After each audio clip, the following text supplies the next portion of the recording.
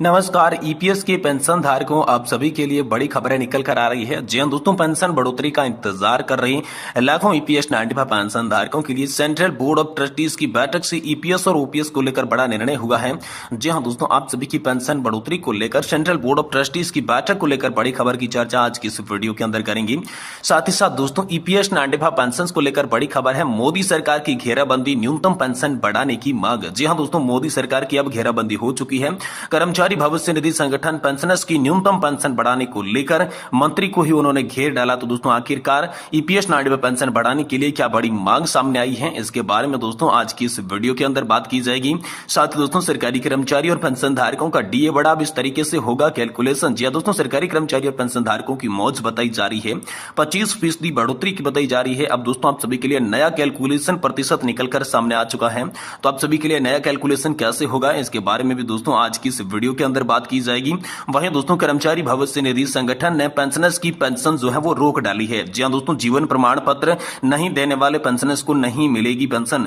जी हां दोस्तों, ईपीएफओ ने जीवन प्रमाण पत्र नहीं देने वाले पेंशनर्स की पेंशन रोकी। तो दोस्तों, अगर आपकी भी पेंशन रोकी हुई तो आपको जल्दी क्या काम करना है, और पेंशन मिल रही है तो दोस्तों पेंशन न रुके, इसके लिए आपको क्या काम करना होगा, इसके बारे में भी दोस्तों आज की इस वीडियो के अंदर आप सभी को जानकारी देंगे। यानी कि दोस्तों, अगर आप ईपीएस 95 पेंशन धारक हैं तो दोस्तों आज की इस वीडियो के अंदर आप सभी के लिए बहुत ही महत्वपूर्ण और इंपोर्टेंट अपडेट्स की चर्चा इस वीडियो के अंदर करने जा रही हैं।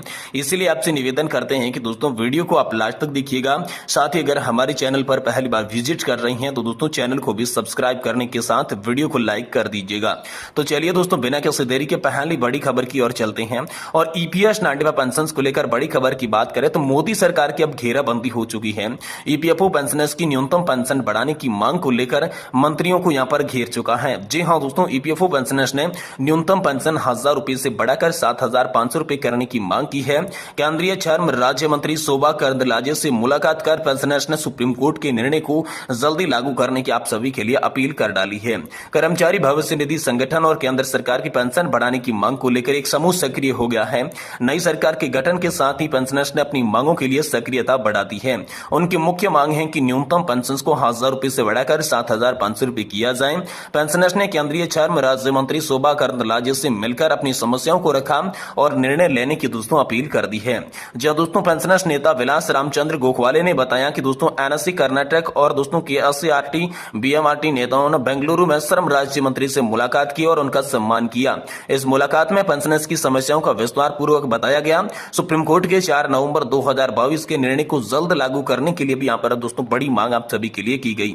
वही दोस्तों, ईपीएस 95 पेंशन भोगियों की समस्या के बारे में बात करें तो दोस्तों एनएससी के राष्ट्रीय मुख्य समन्वयक रामाकांत नरगुंडे, प्रदेश अध्यक्ष स्वामी और दोस्तों इसी के साथ अध्यक्ष नानार्जुन गौड़ा ने यहाँ पर जो है पेंशनर्स की दयनीय स्थिति के बारे में चर्चा की। 8500 रुपए ईपीएस पेंशन का यहाँ पर जो है निधन हो चुका है। कई दोस्तों अन्य बिना न्याय के यहाँ पर दुनिया छोड़ चुके हैं। तो ईपीएस पेंशन भोगियों की न्याय को लेकर यहाँ पर बात की गई। साथ ही आंदोलन और मांगों को लेकर भी बड़ी खबर निकल कर आ रही है। एनएससी कर्नाटक उपाध्यक्ष वीर कुमार गदड़ और अन्य पदाधिकारियों ने इस आंदोलन में हिस्सा लिया। पेंशनर्स ने श्रम मंत्री मनसुख मांडविया से मिलकर मांगों को पूरा करने के लिए उचित कदम उठाने का आग्रह किया। सीबीटी के सरकार ने यहाँ पर ईपीएफओ को उचित आदेश देने की भी अपील कर दी।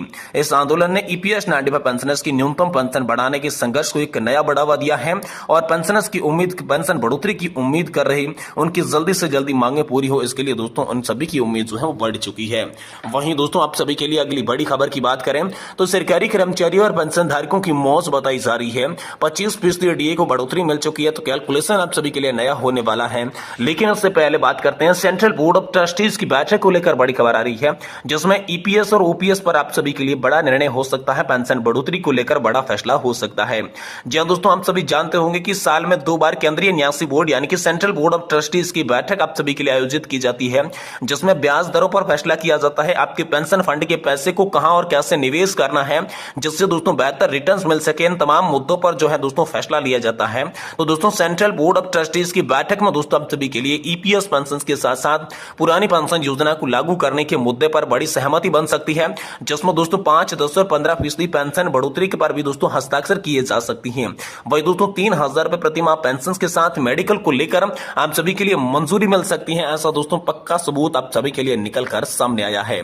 तो अब बात करते हैं कि सरकारी कर्मचारी और पेंशन धारकों की मौज कैसे हैं, 25% की बढ़ोतरी कैसे है और अब किस तरीके से आप सभी के लिए कैलकुलेशन किया जाएगा, इसके बारे बारे में चलिए आप सभी को बता देती हैं। देखिए दोस्तों, 50% डीए से सरकारी कर्मचारी और पेंशन धारकों को बड़ा तोहफा यहाँ पर फायदा होने वाला है। डीए में दोस्तों 25% की बढ़ोतरी के साथ ही बच्चों के शिक्षा भत्ता, बच्चों की देखभाल भत्ता, ग्रेजुएटी सीमा, ड्रेस भत्ता और दैनिक भत्ता में 25% बढ़ोतरी की जाएगी। तो दोस्तों किस तरीके से आप सभी का कैलकुलेशन किया जाएगा, केंद्रीय कर्मचारी और पेंशन धारकों के लिए अच्छी खबर है, क्योंकि सरकार ने डीए यानी कि महंगाई भत्ते को 4% बढ़ाने का फैसला किया है। आपको बता दें कि सरकार ने न कि महंगाई भत्ता बल्कि अन्य भत्ते बढ़ाने का भी निर्णय लिया है। केंद्र सरकार के इस निर्णय के बाद राज्य सरकार पर भी धीरे धीरे कई राज्य सरकारें जो है इसको लागू करेगी, जिससे राज्य सरकारी कर्मचारी और पेंशन धारकों की पेंशन में बढ़ोतरी होगी और इससे सभी को काफी दोस्तों लाभ होने वाले हैं। अब दोस्तों बात करें तो 50% डीए होने के साथ 7वें वेतन आयोग की सिफारिश आप सभी के लिए लागू हुई है। जी हां दोस्तों, हम सभी को बता दें कि 7वें वेतन आयोग के प्रावधान के अनुसार जब महंगाई भत्ता 50% पहुंच जाएगा तो उसके बाद मूल वेतन में जोड़ दिया जाएगा। इसी के साथ साथ कई अन्य भत्तों में भी बढ़ोतरी की जाएगी। 7वें वेतन आयोग के दायरे में पहले से ही सिफारिशों को मंजूर करने की प्रदान कर दी गई है। जैसे दोस्तों डीए 50% पहुंचता है तो इसे कर्मचारियों के बेसिक पे में शामिल कर दिया जाएगा। वही दोस्तों मूल वेतन के साथ बढ़ गए हैं आप सभी के लिए अन्य भत्ते। जी हां दोस्तों, जब मूल वेतन में बढ़ोतरी होती है तो कर्मचारियों के भत्तों में भी बढ़ोतरी की जाती है। उदाहरण के लिए दोस्तों मकान किराया भत्ता, बच्चों की शिक्षा, बच्चों की देखभाल के लिए विशेष भत्ता बढ़ाया जाएगा। इसी के साथ साथ हॉस्टल की सब्सिडी प्रदान की जाएगी। ट्रांसफर में स्थिति में डीए मिलेगा। ग्रेजुएटी की सीमा भी डीए के साथ बढ़ जाएगी। ये केवल यही नहीं बल्कि अपने वाहन के माइलेज के भत्ता भी प्राप्त कर सकते हैं। ड्रेस और दैनिक भत्ते जैसे अन्य भत्तों में भी बढ़ोतरी होगी। तो दोस्तों 25% तक इन भत्तों में होगी वृद्धि। जी हां दोस्तों, 7वें वेतन आयोग के अनुसार जब महंगाई भत्ता 50% पहुंच जाए तो बच्चों की शिक्षा में 25% की बढ़ोतरी। उदाहरण के लिए मान लीजिए किसी भी कर्मचारी के वर्तमान में शिक्षा भत्ते के रूप में 2250 रुपए प्रदान किए जाते हैं तो बढ़कर दोस्तों 2850 रुपए हो जाएगा। इसी के साथ साथ जब 50% डीए होता है तब अन्य भत्तों में 25% की बढ़ोतरी की जाती है, जिसमें देखभाल, ग्रेजुएटी, ड्रेस और दैनिक भत्ता शामिल है। अब आप सोच रहे होंगे कि ऐसा हो तो अब तो बता दें कि इसलिए क्योंकि सभी डीए में दोस्तों जुड़ जाएंगे। जैसे भी डीए में बढ़ोतरी होती है वैसे ही बाकी भत्तों में भी दोस्तों सभी के लिए बढ़ोतरी की जाएगी। वही दोस्तों अगली बड़ी खबर की बात करें तो ईपीएफओ ने पेंशनर्स की पेंशन रोकी। जी हां दोस्तों, जीवन प्रमाण पत्र नहीं देने वाले पेंशनर्स को नहीं मिलेगी पेंशन। कर्मचारी भविष्य निधि संगठन ने जीवन प्रमाण पत्र नहीं देने वाले पेंशनर्स की पेंशन जो है वो रोक दी है। तो दोस्तों कर्मचारी भविष्य निधि संगठन ने छत्तीसगढ़ में 20,000 पेंशनर्स की पेंशन रोकी है, क्योंकि उन्होंने जीवन प्रमाण पत्र जो है प्रस्तुत नहीं किया था। पेंशनर्स से आग्रह किया गया है कि वे जल्दी से जल्दी जीवन प्रमाण पत्र जमा कराएं। जिन पेंशनर्स ने 3 साल से अधिक समय से जीवन प्रमाण पत्र नहीं दिया है उनको आधार कार्ड और बैंक खाते की सत्यापित कॉपी भी दोस्तों इसी के साथ जमा करनी होगी। कर्मचारी भविष्य निधि संगठन के द्वारा दोस्तों आप सभी के लिए ये बड़ी खबर आई है। ईपीएफओ ने पेंशनर्स से अपील की है कि जल्दी से जल्दी अपना जीवन प्रमाण पत्र जमा करवाइए। जीवन प्रमाण पत्र अपने नजदीकी चॉइस सेंटर या फिर सीधे भविष्य निधि संगठन कार्यालय में जाकर जमा किया जा सकता है। कार्यालय में कार्यालयीन समय में ऑपरेशन में उपस्थित होते हैं, जो कि इस प्रक्रिया में आप सभी के लिए मदद करती हैं। दोस्तों जिस भी पेंशन धारक ने 3 साल से अधिक समय से जीवन प्रमाण पत्र जमा नहीं किए हैं उन्हें आधार कार्ड और बैंक खाते की सत्यापित प्रतिलिपि भी जमा करनी होगी। यह सत्यापन दोस्तों बैंक मैनेजर के द्वारा आप सभी के लिए किया जाना बेहद ही आवश्यक है।